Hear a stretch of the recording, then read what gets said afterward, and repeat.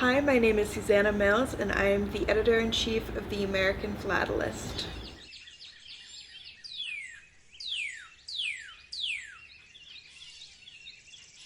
This issue is about British North America, more specifically Canada, though it does include some Canada-US cross-border articles. The theme came about because last September we did the British Empire issue, and we were putting the issue together, everything was going great, and then we were like, oh no, we forgot Canada.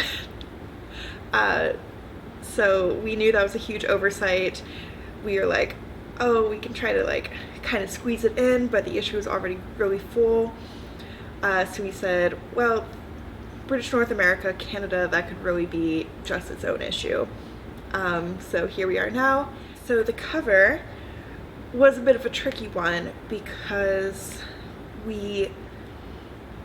most of the articles that we ended up coming up with about Canada were really early Canadian postal history, which doesn't necessarily lend itself to a really bright and bombastic cover. So we were wondering, what can we do that's more eye-catching?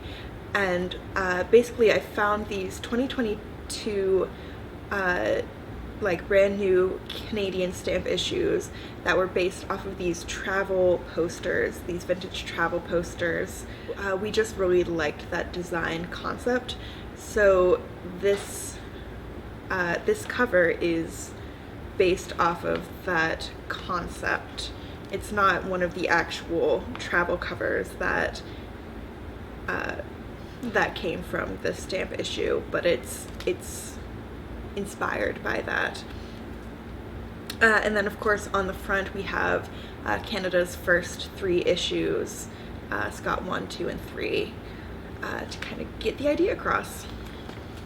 So following the Canada postal history theme, we have 3 articles that deal with this early postal history. These are looking at the pre-Confederation era of Canada, back when their various colonies, and they're not necessarily connected, but they're still passing mail back and forth.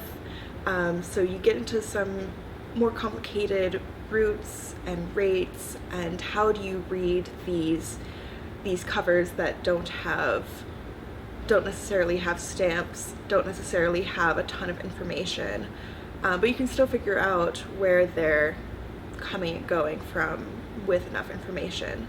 So we have several articles that explore that from various aspects. We also have a more modern Canadian story, and by modern I mean like early 1900s. And this has to do not just with Canadian philately, but also with the early study of botany and fossilized plants, and so it brings in this whole other area of study and connects it with stamp collecting, which is one of my favorite things to see in these articles. One thing in this issue, Jeff Stage, who's our senior editor, he wrote about the Syracuse State Fair, which is the New York State Fair. It's a collecting interest of his. It's just kind of a fun look at different material you can collect that's personal and local to you, which honestly I recommend everyone does. You can really get to know your own community by collecting local material like Jeff does. Also in this issue is something really exciting. The APS has this program for younger collectors called the Young Philatelic Leaders Fellowship. This is where it's a sponsorship program for kids 16 through 25, I believe. Don't quote me on that. They can apply, and if their application gets accepted, then they have this year of mentorship, of learning the ins and outs of one aspect of the stamp collecting trade. Graduating in August is Bethany Hunter, who's in the class of 2023, and she is on the author track. So she is learning how to research and write and become a philatelic author. she's actually taught by our new president, Cheryl Gons. So part of her role on the author track is to have an article that's published in the American Philatelist. She's actually writing two. This first one is kind of an introduction to her and her collecting journey.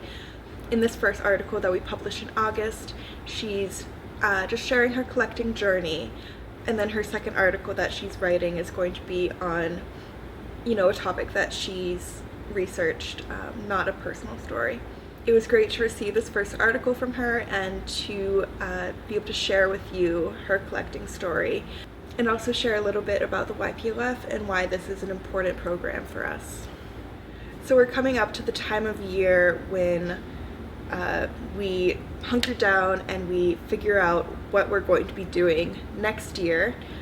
So this is quite exciting for us, and we already have a ton of ideas of what kind of themes and topics we're going to explore next year, but you can also have a say. Over the past year, we've heard from people, they say, this issue really worked for me, or they say, I like this theme, but I wish you had done X or Y, or this didn't really work for me, can you do this instead? So this is your time to contact me. My email address is smills, SMILLS, @stamps.org, or you can email me at editor@stamps.org. My phone number is here. I love to get phone calls. Just let me know what you think. If there's something you're really passionate about, I'll promise to listen. I can't promise it'll be the subject of an entire themed issue, but we really appreciate ideas. We want to hear what you're passionate about. And we want to get it done a good amount of time in advance.